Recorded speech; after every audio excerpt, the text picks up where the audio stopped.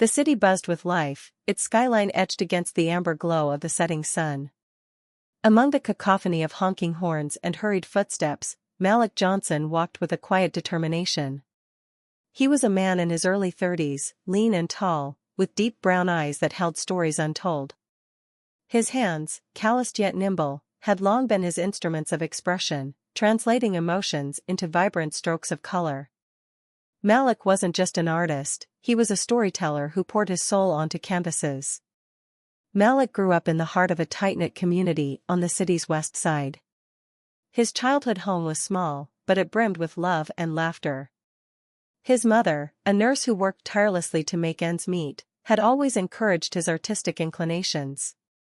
She often told him, "Your hands can create what words cannot." Those words became his mantra, guiding him through the many hurdles life threw his way. He had no formal training, no prestigious art schools, no mentors to guide him. Instead, his education came from long nights spent sketching by the dim light of a thrift store lamp, his inspiration drawn from the world around him. Malik's work captured raw, unfiltered emotion, the joy of a child's laughter, the sorrow in an old man's eyes, the resilience of his people. But for all his talent, the world had yet to recognize him. Malik's struggles. The art world was a fortress guarded by gatekeepers who valued pedigree over passion. Malik often found himself on the outside, staring at the walls of galleries that displayed works he knew he could rival, if not surpass. He sent emails to curators, applied to exhibitions, and networked at events, but the response was always the same, a polite rejection, if they bothered to respond at all. The barriers weren't just about his lack of formal education. Malik knew that being a black artist from a working-class background added another layer of prejudice to the equation. He overheard whispers at art fairs, subtle but cutting comments about how his work was too urban or lacked the refinement of traditional pieces. These words stung, but they never broke him. Still, it was hard not to feel the weight of rejection. His small apartment, doubling as his studio, was cluttered with unsold paintings. Bills piled up on the counter, a stark reminder of the precarious balance he maintained between survival and his dreams. But every time doubt crept in, Malik would pull out his brushes and paint, as if to silence the voices that told him to give up. Art was his refuge, his rebellion, and his hope. The gallery encounter. One crisp autumn morning, Malik found himself standing outside Crane Art Gallery, one of the city's most prestigious spaces. The gallery was known for showcasing works that fetched jaw-dropping prices and launching the careers of elite artists. Its owner, Philip Crane, was a man whose approval could make or break an artist's career. Malik clutched a portfolio of his best pieces, carefully selected to demonstrate his range and depth. He had spent weeks perfecting these works, ensuring they represented the essence of his style. With a deep breath, he pushed open the heavy glass door and stepped inside. The gallery's interior was sleek and modern, with minimalist decor that accentuated the paintings on display. Wealthy patrons strolled through, sipping wine and nodding thoughtfully at the art. Malik's heart raced as he approached the front desk, where a young assistant greeted him with a polite but skeptical smile. "I'd like to speak with Mr. Crane," Malik said, his voice steady, despite the nerves churning in his stomach.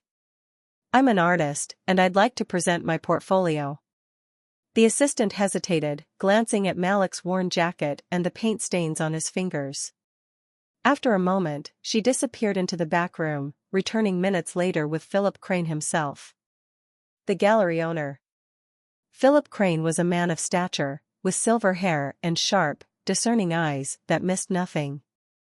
He was impeccably dressed in a tailored suit, exuding an air of authority that bordered on arrogance. He looked Malik up and down, his gaze lingering just long enough to convey skepticism. "You're the artist?" Philip asked, his tone dripping with disbelief. "Yes," Malik replied, refusing to let the man's condescension rattle him. "I brought my portfolio. I'd appreciate it if you'd take a look." Philip chuckled, a sound that felt more like a slap than a laugh. "You'd appreciate it, would you? All right, let's see what you've got." Malik opened his portfolio, carefully laying out his pieces on the nearby table. The paintings were breathtaking, each one a vivid narrative bursting with life and emotion. They depicted scenes of community resilience, cultural heritage, and personal struggle, rendered with a mastery that belied his lack of formal training. Philip glanced at the first piece, then the second, flipping through the portfolio with a disinterested air. Finally, he closed it and folded his arms, a smirk playing on his lips. "This is what you think belongs in my gallery?" he said, his tone laced with mockery. "These are quaint, I suppose, but they're hardly the kind of work our clientele would appreciate." Malik's jaw tightened, but he held his ground. "My work speaks to people. It tells stories that need to be heard." Philip raised an eyebrow. "And who, exactly, is your audience?" "People like you?" He gestured vaguely, his meaning unmistakable. "I'm afraid this isn't the place for amateur experiments. Best of luck elsewhere." The words hit Malik like a punch, but he refused to let Philip see the impact. He gathered his portfolio, his hands trembling only slightly, and left the gallery with his head held high. Malik's resolve. As Malik walked home, the sting of humiliation burned in his chest. Philip's dismissive words echoed in his mind, a painful reminder of the barriers he faced.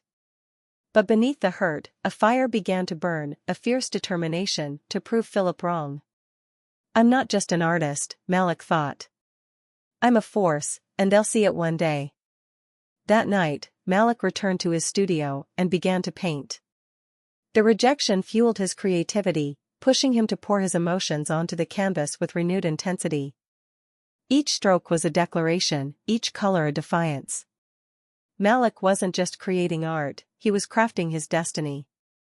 Little did he know, this moment of rejection was the catalyst for a journey that would change his life, and the art world, forever. A new opportunity.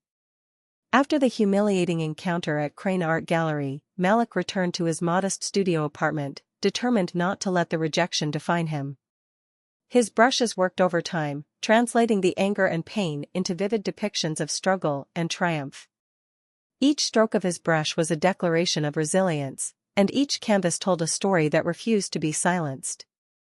One late night, as Malik scrolled aimlessly through his phone, he stumbled upon an announcement for an international online art competition.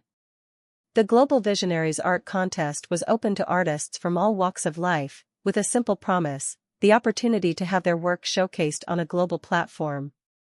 The anonymity of the submission process appealed to him. It was a rare chance for his art to be judged on its merit alone, free from the biases of the gatekeepers he had encountered. Without hesitation, Malik selected 3 of his strongest pieces: Resilience in Bloom, Echoes of the Ancestors, and The Unyielding Soul. These works were deeply personal, blending bold colors and intricate textures to depict stories of his heritage, struggles, and dreams. He submitted the images online, his heart pounding as he clicked the submit button. Though he tried to temper his expectations, a flicker of hope ignited within him. Weeks passed, and Malik buried himself in his work, almost forgetting about the competition. Then, one day, an email arrived in his inbox: "Congratulations! You've been selected as a finalist in the Global Visionaries Art Contest." His heart leaped as he read further. His pieces would be featured in an international virtual exhibition, viewed by critics, collectors, and art enthusiasts worldwide. Malik's journey was about to take a turn he hadn't dared to dream of. The world discovers Malik. The online exhibition launched with great fanfare, featuring works from artists across continents. Malik's pieces stood out, not just for their technical brilliance, but for the raw, emotional stories they conveyed. Art enthusiasts marveled at the way he used color and texture to capture universal human experiences. Social media platforms buzzed with discussions about the mysterious artist whose work resonated so deeply. One viral tweet read, "Who is Malik Johnson? His work is the voice of a generation." Within days, his name became a trending topic. Influential art critics praised his talent, calling him a modern visionary and comparing his work to that of iconic masters. Online forums and blogs speculated about his identity, and his social media following grew exponentially. Malik, however, chose to remain in the background, allowing his art to speak for itself. While the world clamored for interviews and public appearances, he focused on creating more pieces, pouring his gratitude and newfound confidence into every stroke. He was no longer painting for survival, he was painting for legacy. The turning point. As the buzz around Malik's work grew, offers began pouring in. Collectors from around the world reached out, eager to purchase his paintings. What once sat unsold in his cramped apartment now fetched tens of thousands of dollars. Each sale felt surreal, a testament to how far he had come. Then came the email that changed everything. A renowned global art curator, Isabella Marchand, invited Malik to showcase his work at the prestigious Contemporary Visions exhibition in Paris. The exhibition was a dream for any artist, featuring a lineup of the most celebrated names in the art world. Isabella's message was effusive: "Your work has captured the essence of humanity in a way few artists can. It would be an honor to feature you as a centerpiece of our exhibition." Malik stared at the email, disbelief and elation washing over him in waves. His years of struggle, rejection, and perseverance had led him to this moment. With Isabella's guidance, Malik's pieces were prepared for the exhibition, each one carefully curated to showcase his unique style. When the event opened, it was an overwhelming success.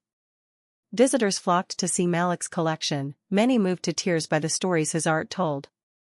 Critics hailed him as a groundbreaking talent, and his work sold for record-breaking amounts. Malik Johnson was no longer an unknown artist, he was a global phenomenon. Philip's obliviousness. While Malik's star rose, Philip Crane remained blissfully unaware of the artist's meteoric success.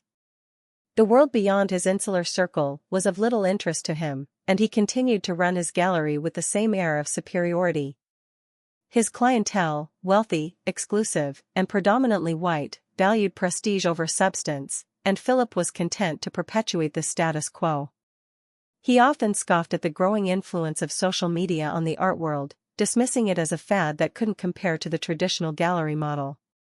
When colleagues mentioned the buzz surrounding a new artist named Malik Johnson, Philip barely listened, assuming it was another passing trend. His arrogance blinded him to the winds of change sweeping through the art world, a change led, in part, by the very man he had dismissed with such disdain.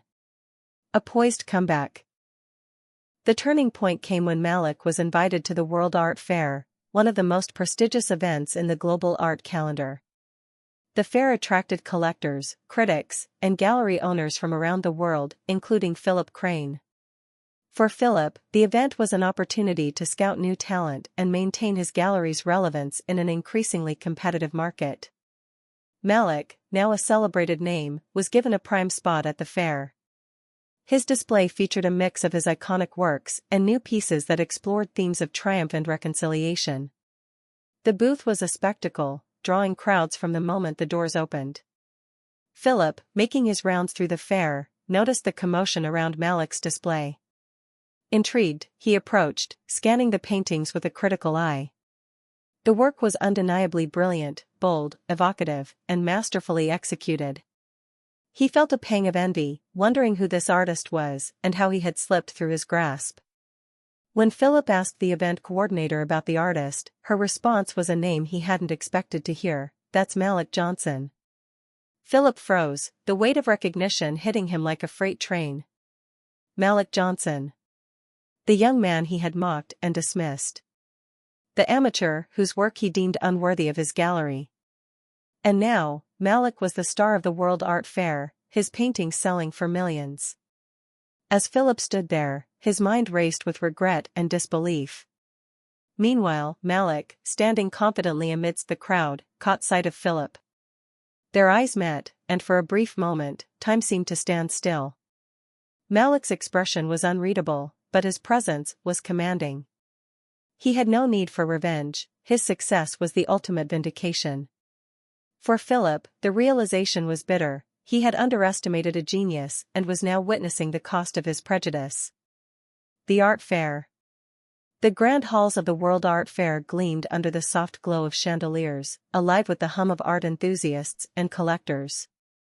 The event was an annual mecca for the art world's elite, showcasing masterpieces that ranged from avant-garde sculptures to evocative paintings. Every major gallery owner, critic, and investor was in attendance, eager to discover the next big name in art. Philip Crane entered the venue with his usual air of confidence, dressed in an immaculate suit that projected his status. For Philip, the World Art Fair was not just an event, it was a hunting ground where he could scout fresh talent and reaffirm his gallery's influence in the art world. His sharp eyes scanned the room, searching for displays that could bolster his portfolio. As he strolled through the exhibition, something caught his attention. A massive crowd had gathered around a booth near the center of the hall. Curious, Philip maneuvered through the throng, catching glimpses of the paintings on display. The colors were mesmerizing, the textures intricate. And the subjects seemed to leap off the canvas with raw emotion. Even from a distance, Philip could tell the work was extraordinary, innovative, yet deeply personal. "What's the buzz about?" he asked a nearby attendee. "Oh, you haven't heard?" the woman replied, her eyes wide with excitement. "It's Malik Johnson.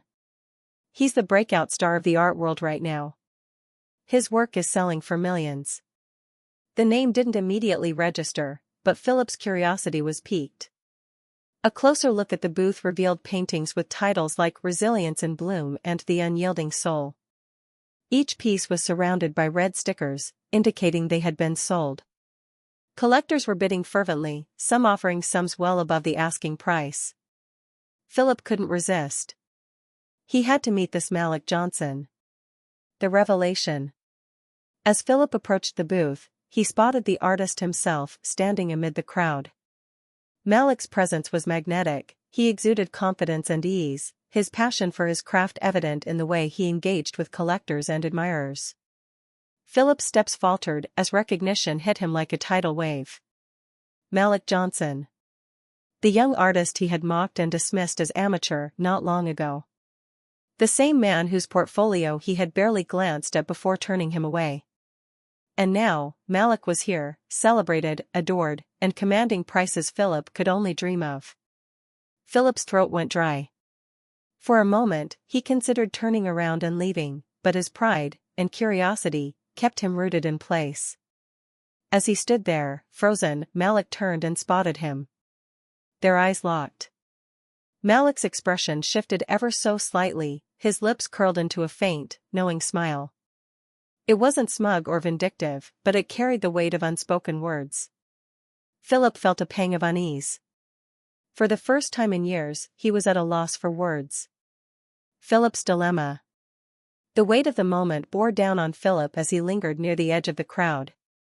His mind raced with conflicting emotions, regret, shame, and a desperate need to salvage his reputation. He couldn't deny the brilliance of Malik's work or the fact that he had misjudged the artist so terribly. The realization stung, he had let his biases blind him to greatness. Summoning his courage, Philip stepped forward, weaving through the admirers until he stood before Malik.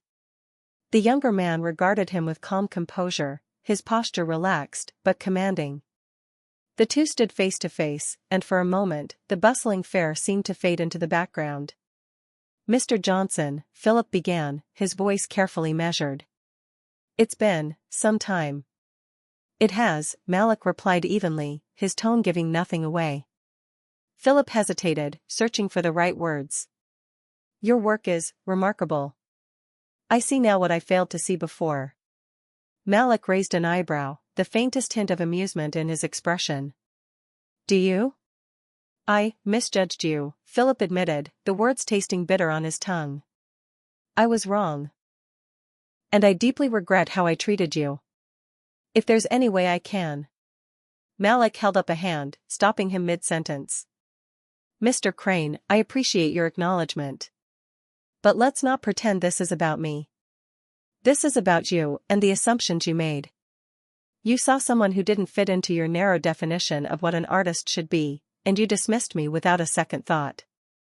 Philip flinched at the bluntness of Malik's words, but he knew he couldn't deny them. "You're right," he admitted quietly. "I let my prejudices cloud my judgment. I'm here now because I want to make amends." Malik's response. Malik studied Philip for a moment, his gaze steady. "Amends," he repeated, as if testing the word.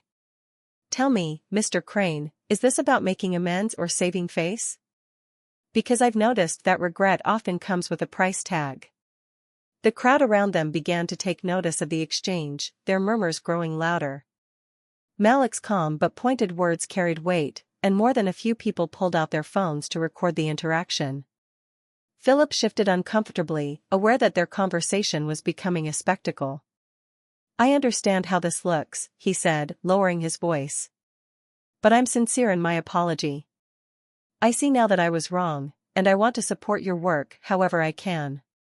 Malik tilted his head slightly, a faint smile playing on his lips. Support, huh? Tell me, Mr. Crane, where was that support when I walked into your gallery with my portfolio? Where was that support when you dismissed me without a second glance? Philip had no answer. The silence stretched between them, heavy and unyielding. Malik leaned in slightly, his voice low but firm. You didn't just dismiss my work, you dismissed me. My background, my story, my worth. You assumed that someone like me didn't belong in your world. But look around, Mr. Crane. This is my world now. A public spectacle. The exchange had drawn a sizable crowd, and the buzz of whispered conversations grew louder. Someone in the audience called out, "Is that Philip Crane? The gallery owner? Didn't he reject Malik's work?" Another voice chimed in. Philip's face burned with humiliation as the murmur spread. The weight of public scrutiny bore down on him, and he realized there was no escaping the consequences of his actions. Malik, however, remained composed. Turning to the crowd, he addressed them with the same calm confidence that had become his hallmark. Prejudice in the art world isn't new, he said. But it doesn't define us. Our work speaks louder than the barriers we face. And today, I stand here not because someone gave me a chance, but because I refused to give up. The crowd erupted in applause, their admiration for Malik palpable. Cameras flashed, and social media posts documenting the moment began to flood the internet. For Philip, the moment was a humbling one. He had become the symbol of an outdated mindset, while Malik had emerged as a champion of perseverance and talent. As the applause died down, Malik turned back to Philip. If you truly want to make amends, he said, his tone softer now, start by changing how you see people. Give others the opportunities you denied me. That's the only support that matters.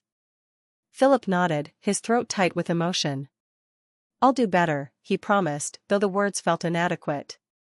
Malik offered a polite smile, then turned back to his admirers, leaving Philip to grapple with the weight of his regrets. Philip's downfall. The fallout from Philip Crane's encounter with Malik Johnson at the World Art Fair was swift and unforgiving. Videos of their conversation spread like wildfire across social media, racking up millions of views. The narrative was clear: Philip Crane, a powerful gallery owner, had dismissed a now celebrated black artist, embodying the entrenched biases that hindered diversity in the art world. Artists began withdrawing from Crane Art Gallery, unwilling to be associated with a figure who had become a symbol of exclusion. Buyers, too, turned elsewhere, choosing to support galleries with a commitment to fostering inclusivity. The once bustling gallery grew eerily quiet, its halls devoid of the vibrant energy that had once defined it. Critics who once lauded Philip's curation now openly questioned his judgment. Opinion pieces appeared in art publications, dissecting his actions and the broader systemic issues they represented. For the first time in decades, Philip Crane was no longer a name synonymous with prestige, but one tarnished by controversy.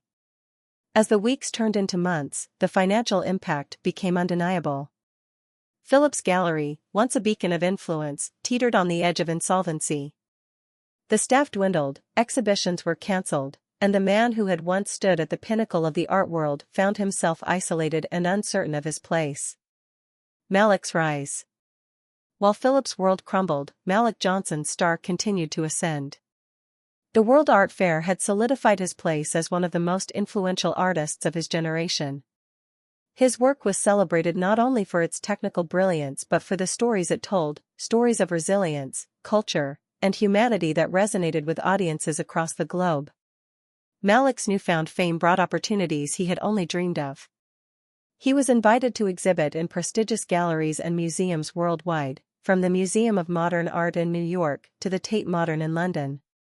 Collectors clamored to own a piece of his legacy, driving the value of his paintings to astronomical heights. But Malik's vision extended beyond personal success.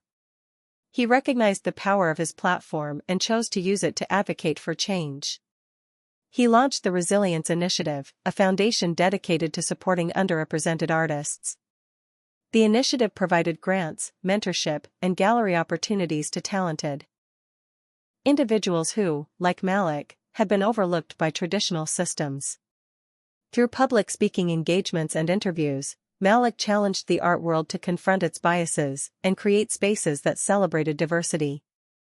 His efforts sparked a movement, inspiring galleries and institutions to re-evaluate their practices and embrace a broader range of voices. Philip's self-reflection. As Philip watched Malik's rise from the shadows of his dwindling gallery, he was forced to confront the harsh reality of his actions.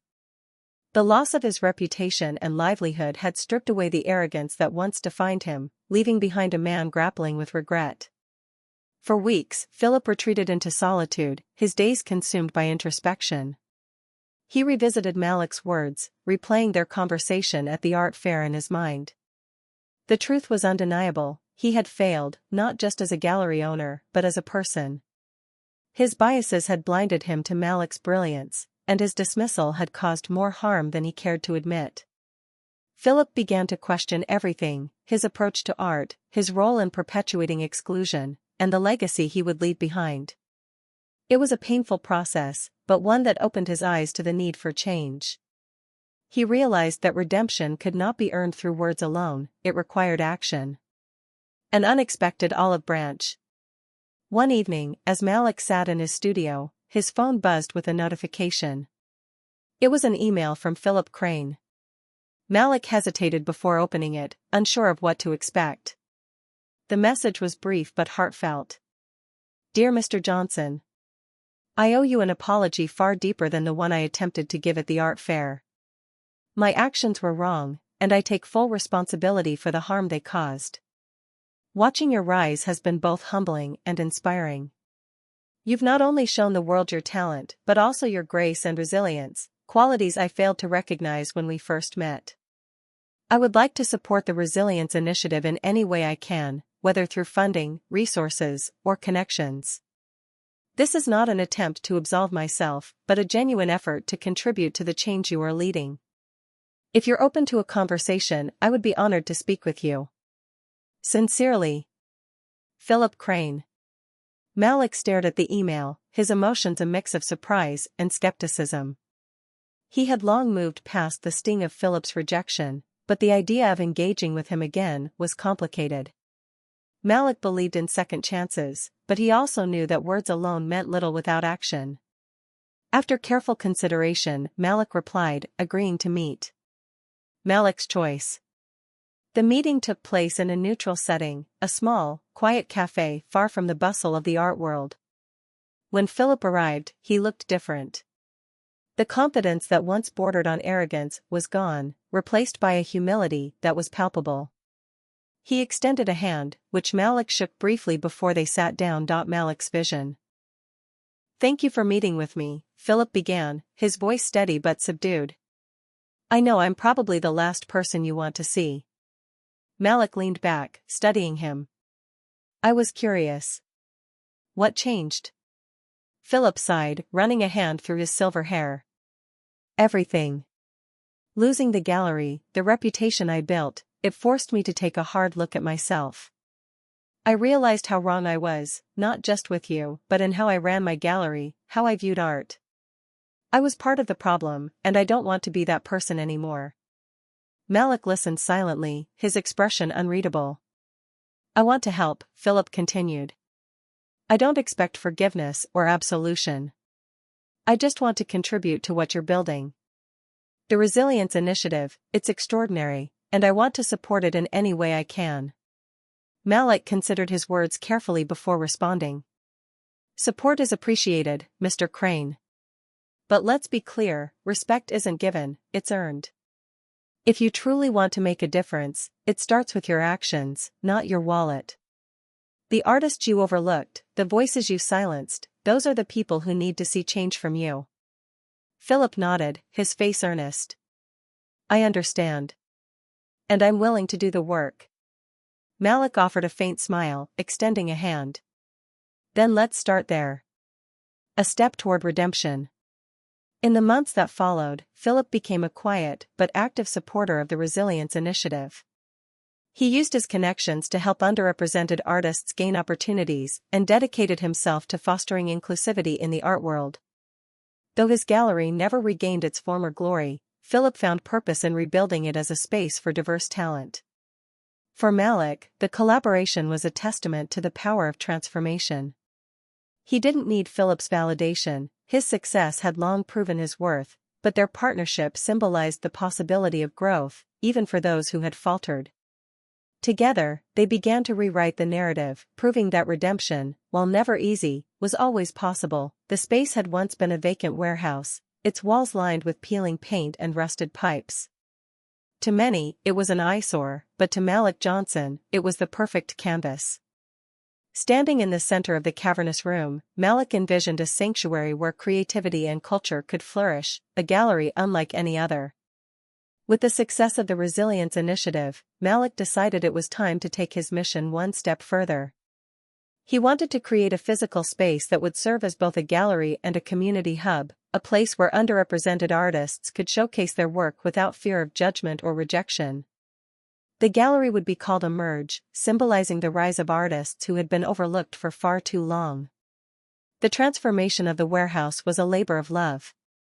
Malik brought in a team of architects and designers, many of whom were artists themselves, to help reimagine the space. The walls were adorned with vibrant murals, the floors polished to reflect the light streaming through massive windows, and the centerpiece was a sprawling open hall where exhibitions would be held. Malik insisted that every element of the gallery reflect the diversity and resilience of the artists it aimed to uplift. When Emerge finally opened its doors, it was more than a gallery, it was a statement. The inaugural exhibition, titled Roots and Horizons, featured works from artists of all backgrounds, each piece telling a story of identity, struggle, and triumph. The opening night was a resounding success, drawing attendees from across the art world and beyond. The community impact. As word spread about Emerge, it quickly became a cultural landmark. The gallery was more than a showcase for art, it was a hub of creativity and collaboration. Malik organized workshops, artist residencies, and community events, ensuring that the space was accessible to everyone, regardless of their background or experience. Young artists who had once felt invisible now found a platform for their voices. Aspiring painters, sculptors, and photographers flocked to Emerge, inspired by Malik's journey and the supportive environment he had created. The gallery became a place where dreams took root, where talent was nurtured, and where stories long silenced were finally heard. Malik also partnered with schools and local organizations, bringing art programs to underserved communities.